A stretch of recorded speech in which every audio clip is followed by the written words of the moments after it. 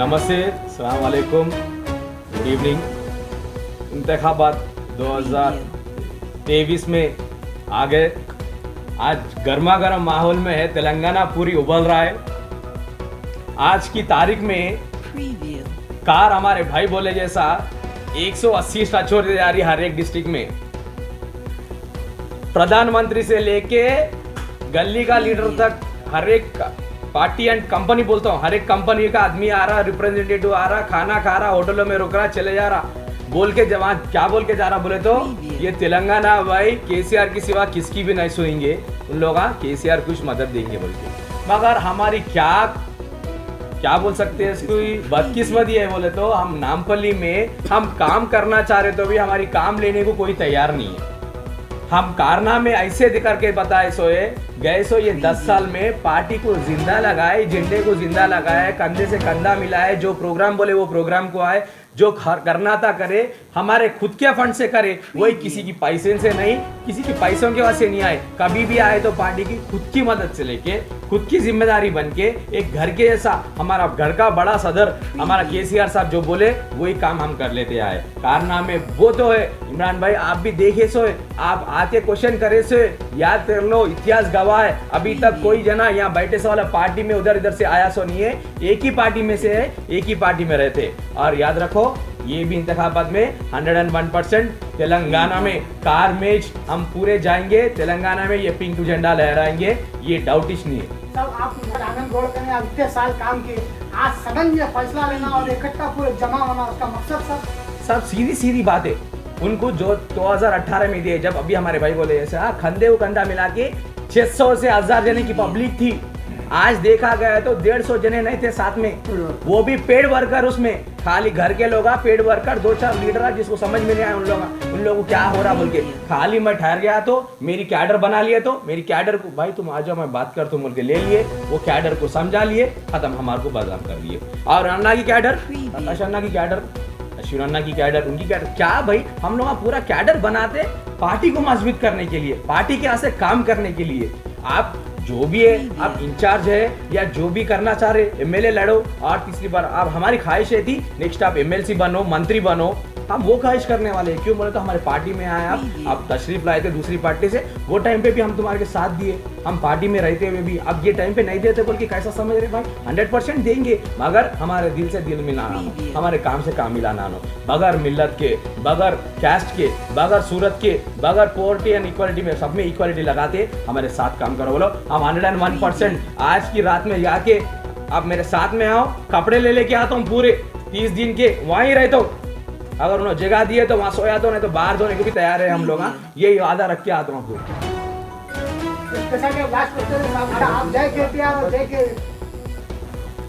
मैं एक बात बोल रहा हूँ, ऐसा हो गया भाई, हमारी पार्टी की भी रफ्तार देख के पूरे लोग आकर्षित होके अंदर आए, अंदर आ गए, बहुत सुकून से ले लिए, पार्टी का नाम बोल के काम का पैसा ले लिए, काम करा लिए, पैसे बना लिए, सब करा लिए। अब इंतखाबात आए तो क्या होता बोले तो मेरे को पार्टी का टिकट होना, मैं भी उम्मीदवार था, आप भी 100 बार बोल के गए थे, पूरे यहाँ बैठे से जो है पूरे ये इंतखाबात में कैसा भी लड़ना, ये जमहूरत हक है, हम इसलिए पूछते हम, हमारी ये हक है बोल के पूछते। वैसा अब नहीं दिए तो पार्टी चेंज हो जाते, उतनी आसान से पार्टी चेंज हो जाते। जो हमारे यहाँ से लड़के जान कुर्बान देने को तैयार था, उसके पीछे हम नहीं ठहरेंगे। जो हमारे घर में दे रहा, स्कीमा बोलने गए तो आज रात खत गया थी, स्कीमों के बारे में बोलना ही नहीं चाहता हूँ, पूरी देश हमारी स्कीमों को लेकर चले जा रही। और हमारी आज की ये मैनिफेस्टो देखा गया तो हमारे लेके कॉपी करके पूरे 5000 रुपए बड़े भाई घर में औरत को मिल रही तो वजीफा, क्या बोले कौन देगा आज की दौर में 5000 रुपए, समझ के जरा फॉलो वोट वालो बोली। अब लास्ट क्वेश्चन है साहब, आप अम्मान को सपोर्ट करेंगे अभी, अब नाराजगी खत्म हो गई तो? नाराजगी नहीं है भाई, एक बात बोलता हूँ, थैंक्स गिविंग किसको बोलते हैं, गिव एंड टेक को थैंक्स गिविंग बोलते हैं। एक हाथ लेना एक हाथ देना। जब उनके भांजे साहब बोल रहे कि हमारे मामू को पूरी स्टेट में सपोर्ट करना है, पूरे मुसलमान हमारे मामू को ही देना है वोट बोल के उन्होंने दिए, जब इन रिटर्न गिफ्ट उनके भांजे साहब को हम 7 कॉन्स्टिट्यूंसी में काम करें तो क्या कमी है बोल के, क्या खराब है उसमें, क्या खराब दिख रहा। जब हमारे मामू बोल के उन्होंने चल रहे, हमारे भांजे बोल के इन्होंने चल रहे, एक का एक को इतना अच्छा प्रेम बांट रहे हो, यही बोल रहे हम भी, क्या कर खराब है कुछ तो भी। जब पूरी तेलंगाना में जीतने के वास्ते उनके हाथ है, जब हमारे सीएम साहब बोल रहे हैं कि हमारे भांजे साहब को सपोर्ट करो, बोलते 100% करेंगे। बिल्कुल ओपन ओपन, सीधा सीधा ओपन जब उन्होंने हमारी पूरी स्टेट को चलाने के वास्ते उन्होंने सामने आए, तो हम खाली एक नामपल्ली छोड़ो बोले तो क्या फर्क पड़ता। साहब नामपल्ली कॉन्स्टिट्यूंसी में ऐसे फिरका परस्त ताकत है, यहाँ पे जहर उगल रहे हैं साहब। जैसा कि बता रहे हैं कि बीआरएस और बीजेपी दोनों बी टीम है। गुज़िश्ता उन्होंने पार्टी के प्रेसिडेंट बंडी संजय बताया, फिर हाल ही में फेरोज खान था, और उसके ऊपर आपका क्या कहना है?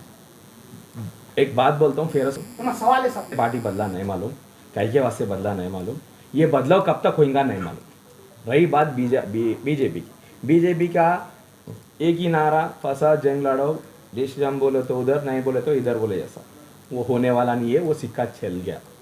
रही बात फिरोज खान, परसों हमारे नामपल्ली में मुस्लिम्स को क्या बोल के बोले, आप बोलो मेरे को याद है, क्या है वो, क्या है वो, नहीं करेंगे, कंधे से कंधा मिला के काम करेंगे, जोड़ो काम को, कारना को जोड़ो मगर छोड़ो न को, ये बोलने का है, ये याद रखो।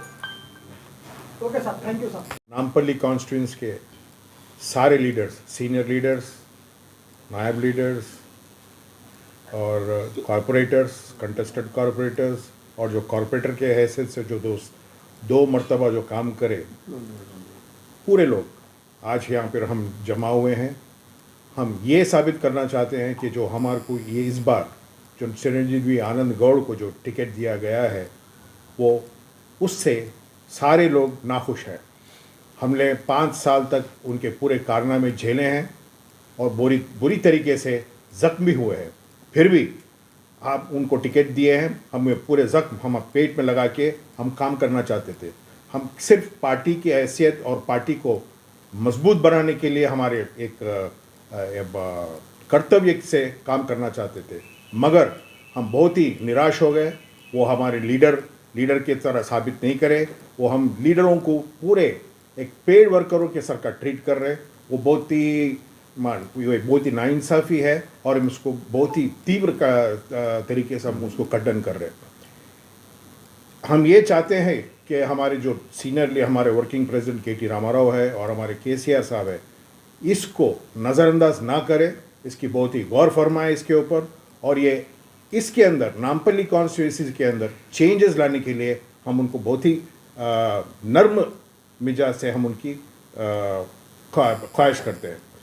ये जो नामपल्ली कॉन्स्टिट्यूंसी पहले से जो बहुत ही ज़बरदस्त कॉन्स्टिट्यूंसी था और हर टाइम जो गवर्नमेंट को सपोर्ट करता था, वो धीरे धीरे खोखला बनता जा रहा है। और ये पूरा कार्यकर्ताओं के वजह से नहीं है, मगर लीडरशिप की वजह से है। हम लीडरशिप, ये जो प्रेजेंट लीडरशिप है, उसको खंडन करते हैं।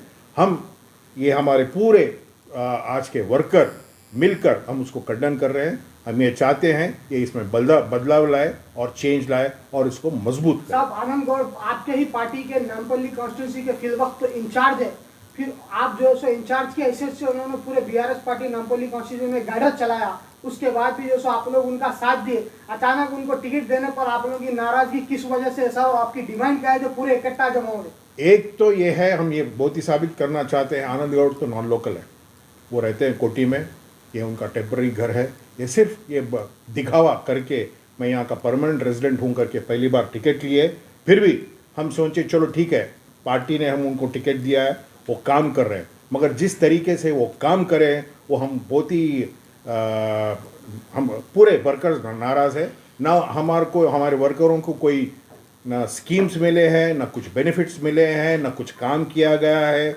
ना अधिष्ठान के पास हमारे प्रॉब्लम्स को लेके गए। छोटे छोटे प्रॉब्लम्स को भी वो नज़रअंदाज करके वो कुछ कर भी नहीं सके। वो सिर्फ अपना काम सिर्फ बटोरने के काम पे लगे हुए थे। और इस बार भी हम कोई कंप्लेंट भी नहीं करे। हम दावेदार भी काफ़ी 2-3 थे इस बार टिकट के लिए, मगर जब पार्टी ने जब उनका नाम ऐलान किया है, हम उनके जो विधि विधान है, जो काम करने का तरीका है, हम उसको खंडन कर रहे हैं। और वो एकदम लोकल कैंडिडेट भी नहीं है, ये दावे के साथ मैं कह सकता हूँ। साहब आपकी डिमांड पूरी वजीर आला है, जैसा कि केटी रामाराव साहब। आपको मैं बताना चाहता हूँ, जब पार्टी 2000 में स्टार्ट हुआ, हम 2004 से पार्टी में हैं। मैं तो पूरे डिस्ट्रिक्ट्स पे रहा हूँ, वरंगल, मेदक, अपने आदिलाबाद, हर जगह मैं पार्टी के साथ ही काम किया। उस टाइम से मैं पार्टी के में काम करते आया हूँ।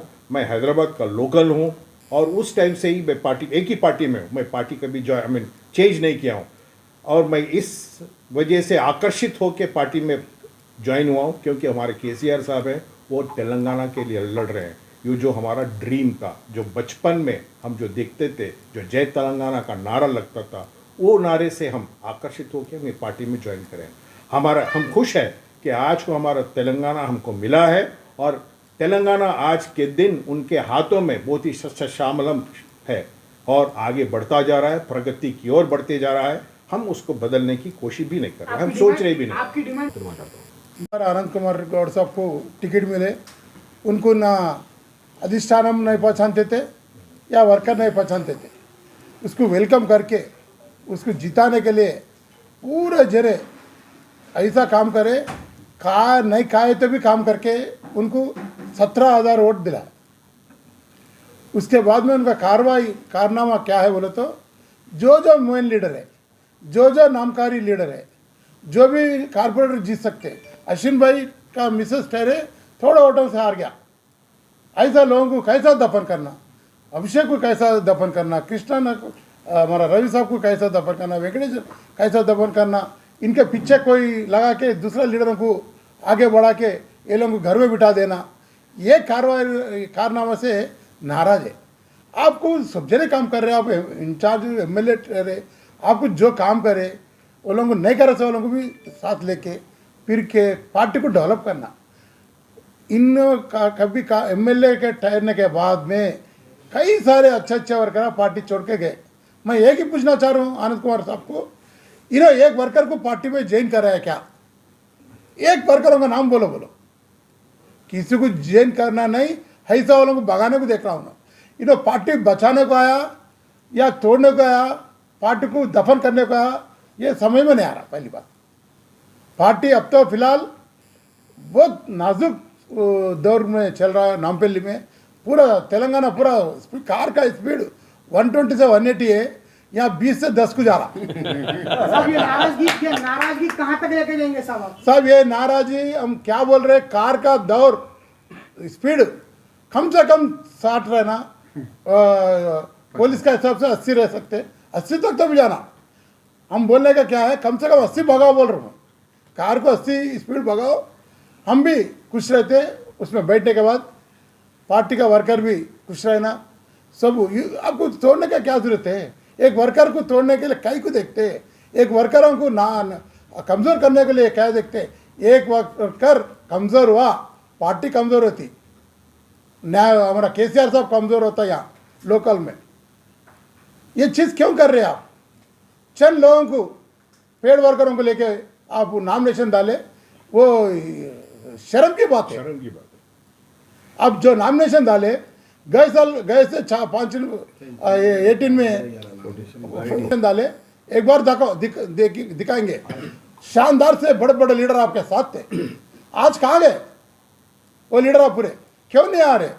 आपका दिल को सोचने की बात है ये, आप सोचने की बात है ये, आप क्यों नहीं सोच रहे? सब एक लास्ट क्वेश्चन खाली क्या सोच रहे बोले तो, ये महीना गुजर गया तो बाद में 5 साल किसको क्या करता हूँ, देख सबको दफन करता हूँ। मैं चलो खुश हूँ, 2000 भी आंदो खुश हूँ बोल रहा हूँ। साहब आपसे 100%। हम तो यही चाह रहे, इनको डालने के क्या ओटा बांट रहे। एमएम वाले अगर हमारे को डबल बेडरूम को भी सपोर्ट करते बोले, एमएम वालों को आके हम अलायंस का पार्टी है, हम आपको जो भी गवर्नमेंट का स्कीम है, आप भी आपका शेयर भी बराबर रहेगा बोल के बोलो, हम दिल से काम करेंगे। एमएम को डायरेक्ट आप काम करेंगे 100% करेंगे। डायरेक्ट करेंगे। हमारा केसीआर साहब भी बोले एमएम को साथ असेंबली में साथ दो बोले, हम साथ देंगे। साथ देंगे। इसको नहीं देते। ओके साहब, थैंक यू साहब। राइट।